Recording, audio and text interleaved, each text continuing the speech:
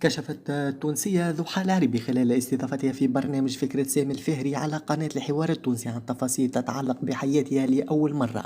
وقالت ضحى العربي خلال فقرة الأسئلة أنها لم تكمل دراستها ولم تكن تلميذة نجيبة، كما سبق لها العمل في محل بيع مرتبات بمقابل بسيط. وقالت: أنا من قابس قريت حتى السنة التاسعة، معدلي كان 3.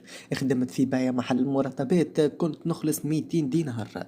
وأضافت متحدثة عن تجربتها في تطبيق تيك توك ودخلها منه: أكثر شيء في التيك توك في بث متاع ساعة دخلت 20 مليون. وقد أثار تصريحها جدلا واسعا بين التونسيين على مواقع التواصل الاجتماعي، وردا على الانتقادات التي تناولتها حول مستواها الدراسي وطريقة ربحها للمال.